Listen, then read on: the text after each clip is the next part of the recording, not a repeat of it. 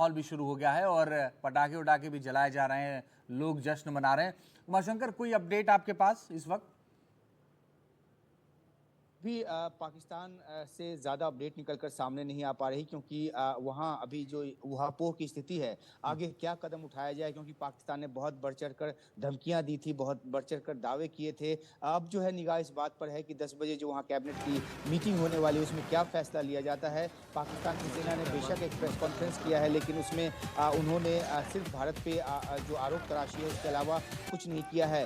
दूसरी अहम बात ये भी है कि क्योंकि भारत बार बार लगातार ये साफ कर रहा है कि भारत ने सिर्फ आतंकी ठिकानों को निशाना बनाया है, तो ऐसे में पाकिस्तान को अगर वो किसी रिटेलिएटरी कार्रवाई के लिए जाता है तो उसको ये जस्टिफाई करना पड़ेगा दुनिया के सामने, खासतौर पे जो ऐसे देशों के सामने जिससे उसे ताकत मिलती है या जिसके बूते वो जो आम रेस में जो है वो बना रहता है। खासतौर पे अगर चीन की बात करें तो चीन का जिस तरह का रवैया रहा है पहलगाम आतंकी हमले के बाद, उसने आतंकी हमले की मजम्मत जरूर की, लेकिन उसने दो टूक लहजे में पाकिस्तान से अब भी ये नहीं कहा, और वो गाहे बिगाहे पाकिस्तान के पीछे खड़ा नजर आता है। तो एक निगाह इस बात पर है कि चीन की तरफ से क्या प्रतिक्रिया आती है इस भारत की कार्रवाई के बाद। और दूसरी अहम बात ये भी, क्योंकि रूस जो है वो भारत के साथ खड़ा था, लेकिन ये माना जा रहा था कि रूस क्योंकि उसकी अर्थव्यवस्था काफी हद तक चीन पर निर्भर है, तो कहीं ना कहीं वो इस मामले को लेकर एक ऐसा रुख अख्तियार करे जो भारत के पक्ष में ना हो। लेकिन जब 2 दिन पहले राष्ट्रपति पुतिन की प्रधानमंत्री मोदी के साथ बातचीत हुई, तो रुख भी रूस का साफ हो गया और वो पूरी तरह से आतंकवाद के मुद्दे पर भारत के साथ है। बल्कि कल ही रूस का जो दूतावास है उसकी तरफ से एक प्रदर्शनी लगाई गई थी, जिसमें जो S-400 जैसे जो वेपन सिस्टम है उसका वहां पे नुमाइश किया गया था, और ये कहा गया था कि 3 बैटरी आ गई है, 2 आने में अब कुछ ही वक्त है। तो कुल मिलाकर भारत ने अपनी सुरक्षा तैयारियों का पहले से एक अनुमान लिया हुआ था, और जो स्पेसिफिक टारगेट है उस पर उसने हमले किए हैं। प्रतिक्रिया पाकिस्तान की तरफ से आनी बाकी है कि वो क्या रास्ता अख्तियार करता है, अब भी संभलता है या नहीं संभलता है। बिल्कुल, और उमाशंकर जानकारी दे रहे हैं किस तरह से भारत की सर्जिकल स्ट्राइक के बाद पाकिस्तान की तरफ से जो खबरें आ रही हैं वो अब रुक गई हैं। हमारे ग्राउंड जीरो पर सहयोगी बने हुए हैं, रवि शुक्ला दिल्ली से बने हुए हैं, उमाशंकर सिंह दिल्ली के विजय चौक से जहां से सरकार चलती है वहां मौजूद हैं।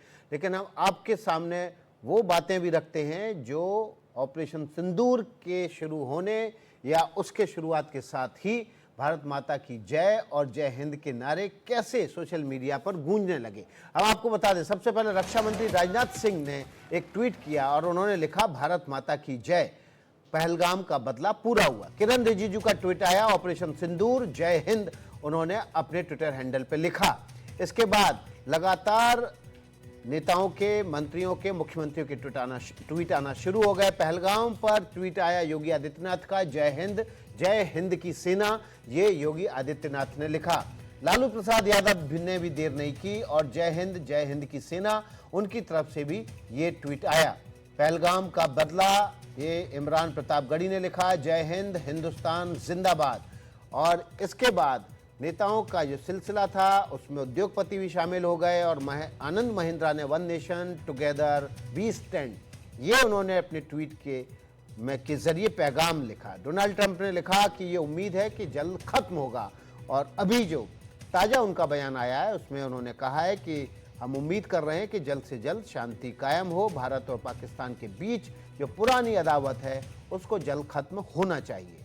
तो राष्ट्रपति डोनाल्ड ट्रंप ने भी ट्वीट किया है, और दुनिया भर के देशों से पाकिस्तान को समर्थन नहीं मिल रहा है, बल्कि भारत की आतंकवाद के खिलाफ लड़ाई में उसके साथ दुनिया भर के देश खड़े हुए। तो हमने बारी बारी से आपको बताया कि जब रात को 1 बजे ऑपरेशन सिंदूर शुरू हुआ तो कैसे पाकिस्तान के 9 ठिकानों में आतंकी अड्डे थे, उनको मिट्टी में मिला दिया गया। इन 9 ठिकानों पर भारत ने सुखोई और राफेल के जरिए, ब्रह्मोस और स्कल्प मिसाइल के जरिए हमला किया। ब्रह्मोस मिसाइल की खासियत क्या है, स्कल्प मिसाइल की खासियत क्या है, ये हम आपके सामने रखेंगे।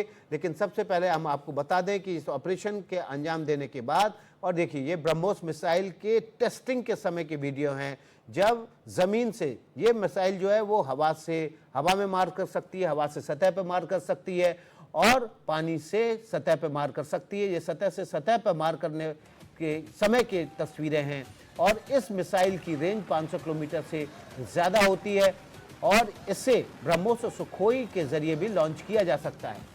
और यही किया विकास भारतीय सेना ने, और इसी का सहारा लिया गया और कुल मिलाकर आज इसी से इस पूरे ऑपरेशन को अंजाम दिया गया, जिसमें राफेल और सुखोई भी थे, जिसमें ब्रह्मोस और स्कल्प मिसाइलें भी थीं और 26/11 से लेकर के पहलगाम तक का बदला पूरा हुआ। तो पाकिस्तान पर प्रहार किस तरीके से किया गया और क्या क्या तबाह हुआ, ये आइए हम आपको बताने की कोशिश करते हैं। देखिए, मुरीदके में लश्कर तैयबा का हेडक्वार्टर पूरी तरीके से तबाह हो गया है। साथ ही अगर हम मुरीदके के बाद बहावलपुर की अगर हम बात करें तो बहावलपुर में जैश ए मोहम्मद का हेडक्वार्टर तबाह हो गया है। इसके साथ ही सियालकोट, मेमूना, हिजबुल मुजाहिदीन के ठिकाने भी तबाह हो गए हैं। साथ ही कोटली में भी निशाना बनाया गया है। आतंकियों का यहां पर लॉन्चिंग पैड है और ये यहां पर भी कोटली में आतंकियों के लॉन्चिंग पैड को तबाह कर दिया है भारतीय सेना ने, क्योंकि लगातार ये कहा जा रहा था कि ये स्ट्राइक कब होगी, एयर स्ट्राइक कब होगी। रात 1 बजे विकास एयर स्ट्राइक हुई और उस एयर स्ट्राइक में 26/11 से लेकर के पहलगाम तक का जितना भी कुछ था वो सब तबाह कर दिया गया। ये जानना भी जरूरी है कि भारत ने कितने किलोमीटर भीतर घुसकर ये हमला किया है। हम आपको बता दें, जो 9 टारगेट थे उनमें से सबसे भीतर जो टारगेट था वो 100 किलोमीटर बहावलपुर था, जहां पर जैश ए मोहम्मद का हेडक्वार्टर है। तो भारतीय फौज ने पाकिस्तान में 100 मीटर घुसकर भी हमला किया है। इसके अलावा जो बाकी टारगेट थे वो मुजफ्फराबाद के पुतली से लेकर और इसके अलावा मेमूना तक, ये सभी 30 से 35 किलोमीटर भीतर थे पाकिस्तान के। लेकिन भारतीय वायुसेना ने भारतीय सीमा में रहते हुए स्कल्प और ब्रह्मोस मिसाइल के जरिए पाकिस्तान के भीतर इन टारगेट्स को तबाह कर दिया और पाकिस्तान के सामने कोई चारा नहीं बचा कि वो स्वीकार कर ले कि भारत ने स्ट्राइक कर दिया है। 10 बजे उसने अपनी सुरक्षा समिति की बैठक बुलाई है और उससे पहले तमाम जो पाकिस्तान के एयर स्पेस है उसको बंद कर दिया गया है। हम आपको मैप के जरिए वो दिखाने की जरूर कोशिश करेंगे किस तरह से पाकिस्तान ने अपने एयर स्पेस को बंद किया है। अब वहां पर एक भी आपको सिविलियन एयरक्राफ्ट नहीं दिखाई दे रहा है, पूरा पाकिस्तान सन्नाटे में है। पाकिस्तान और भारत की अगर तुलना की जाए तो भारत में जो एयर स्पेस है वो वेस्टर्न बॉर्डर और जम्मू कश्मीर, उस वहाँ पर विमान नहीं दिखाई दे रहे हैं, लेकिन बाकी इलाके में भारत में जो फ्लाइट सर्विसेज हैं वो चालू हैं। देखिए, मैप के जरिए हम आपके सामने रख रहे हैं मुजफ्फराबाद, कोटली, भिम्बेर, गोलपुर, चक अमरू, सियालकोट और मुरीद के बहावलपुर, ये वो इलाके हैं जहाँ पर भारत ने एयर स्ट्राइक की ब्रह्मोस और स्कल्प मिसाइल के जरिए और इन आतंकी अड्डों को तबाह कर दिया। इसमें 3 जो बड़े आतंकी अड्डे थे, उसमें मुरीद के में लश्कर तैयबा का हेडक्वार्टर था, बहावलपुर में जैश ए मोहम्मद का और सियालकोट के पास मेमून में मुजाहिदीन का हेडक्वार्टर था और यहीं पर 26/11 के आतंकियों को भी ट्रेनिंग दी गई थी। तो हम आपको देखिए लाइव रडार के जरिए आपको दिखाते हैं किस तरह से भारत और पाकिस्तान का तुलनात्मक अगर करें एयर स्पेस तो किस तरह से है। भारत की जो वेस्टर्न सीमा है, जो गुजरात से लेकर और जम्मू कश्मीर तक जाती है, वहां पर आप देख रहे हैं कि एक भी विमान नहीं है। लेकिन पाकिस्तान, पूरे पाकिस्तान में इस वक्त आपको सिर्फ 2 विमान ही हवा में दिखाई दे रहे हैं। पाकिस्तान ने अपने पूरे एयर स्पेस को, माफ कीजिएगा, पाकिस्तान में तो अब एक भी नहीं दिखाई दे रहा है। जो 2 विमान उड़ते हुए दिखाई दे रहे हैं वो भी अफगानिस्तान में उड़ते हुए दिखाई दे रहे हैं। तो पाकिस्तान में इस समय एयर स्पेस पूरी तरह से बंद है। दहशत है, बौखलाया हुआ है पाकिस्तान। इस दहशत में उसने अपने सभी एयर स्पेस को बंद कर दिया है, सभी एयरपोर्ट को सिविल यूज के लिए बंद कर दिया है, छात्रों के परीक्षाएं रद्द कर दी हैं। तमाम इलाकों में पंजाब से लेकर और जम्मू कश्मीर पीओके में उसने इमरजेंसी लागू कर दी है। डर सता रहा है उसको कि कहीं भारत इससे भी बड़ा हमला ना कर दे और गीदड़ भभकी दे रहा है। लगातार उसकी कोशिश है कि भारत को दबाव में ले लिया जाए, लेकिन भारत न दबने वाला है न झुकने वाला है। उसने पहलगाम के हमले में 26 निर्दोष लोगों की जान का बदला ऑपरेशन सिंदूर चला के लिया है। अंजीत हमारे सहयोगी अब जानकारी देंगे स्कल्प मिसाइल और उसके डिटेल्स के बारे में। देखिए, स्कल्प मिसाइल का इस्तेमाल किया गया है आज और इसकी जो खासियत है वो ये है कि लंबी दूरी की ये मिसाइल है, सतह से सतह तक मार करने वाली ये मिसाइल है। सबसे महत्वपूर्ण ये है कि सीमा में रह करके और इस पूरे टारगेट को अंजाम दिया गया है। स्कल्प मिसाइल की खास बात और है कि स्थिर लक्ष्यों को ये टारगेट कर सकती है मिसाइल और आज अलग अलग जो हमले हुए हैं या स्थिर लक्ष्यों पर। 550 किलोमीटर तक की इसकी रेंज हो सकती है स्कैल्प मिसाइल की, और ये 550 किलोमीटर तक मार कर सकती, 450 किलो तक का वॉरहेड ले जा सकती है, यानी अपने साथ बारूद जो है वो 450 किलोमीटर तक की ले जा सकती है। फ्रांस में स्कैल्प ईजी, ब्रिटेन में स्टॉर्म शैडो इसे कहा जाता है, अलग अलग नाम से, दोनों देशों में इसका नाम अलग अलग है। फ्रांस से राफेल डील में स्कैल्प मिसाइलें भी शामिल थी, यानी फ्रांस से ये स्कैल्प मिसाइलें भी हिंदुस्तान आई थी, जिनका आज इस्तेमाल किया गया है। बार बार ये कहा जा रहा था कि हमारे पास राफेल है, हम क्या कर रहे हैं, तो आज हमने ये बताया कि जो हमारे पास राफेल है उसका हम क्या कर रहे हैं। हमने बताया कि जरूरत पड़ेगी तो हम उसका इस्तेमाल करेंगे, हम टारगेट को तबाह करेंगे, और आज हमने वही किया।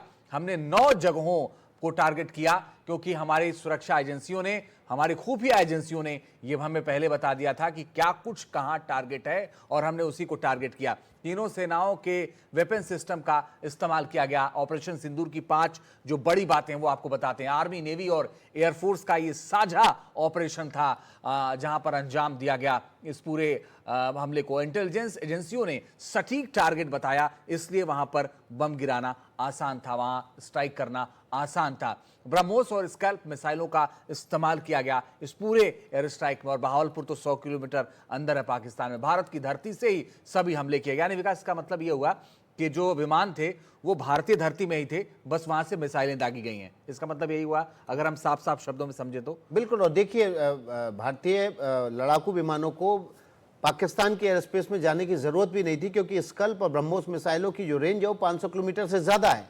और ये जो इलाके थे जहां पर भारत ने एयर स्ट्राइक किया है, मिसाइल अटैक किया है, ये सभी 100 से 35 से 100 किलोमीटर के पाकिस्तानी बॉर्डर के भीतर थे। तो ऐसी सूरत में उनको भारत में ही 200-250 किलोमीटर भीतर रहते हुए ये मिसाइल अटैक करने की छूट थी, और उनको बहुत करीब भी बॉर्डर के जाने की जरूरत नहीं थी। और वही हुआ होगा। इसके ऑपरेशनल डिटेल जब बाद में आएंगे तो ये समझ में आएगा, लेकिन इतना तो जरूर पता चला है हमें सूत्रों के हवाले से कि भारतीय एयरक्राफ्ट ने कहीं भी पाकिस्तानी एयर स्पेस का वायलेशन नहीं किया, कहीं भी पाकिस्तानी बॉर्डर में उन्होंने एंट्री नहीं ली, बल्कि उन्होंने अपने पेलोड को भारतीय सीमा में रहते हुए ही मिसाइल्स को दागा और इन आतंक के ठिकानों को मिट्टी में मिला दिया है। पाकिस्तान में जो स्कैल्प मिसाइल से स्ट्राइक की गई है, वो स्कैल्प मिसाइल राफेल के साथ जब हमने फ्रांस से डील की थी तो उस डील का हिस्सा थी, यानी कि राफेल के साथ स्कैल्प मिसाइल हमें मिली थी, लोडेड राफेल हमें मिले थे। फ्रांस में स्कैल्प मिसाइल को स्कैल्प ईजी और ब्रिटेन में स्टॉर्म शैडो नाम से पुकारा जाता है। यह मिसाइल बेहद घातक है और सटीक निशाने के साथ अचूक वार करती है। फ्रांस से राफेल डील में स्कैल्प मिसाइलें शामिल थी और आज उसका हमने इस्तेमाल किया। पिछली बार जब एयर स्ट्राइक किया था तो यही कहा गया था हमारी सरकार की तरफ से कि अगर राफेल हमारे पास होता तो हमें पाकिस्तानी एयर स्पेस में घुसने की जरूरत नहीं पड़ती। इस बार राफेल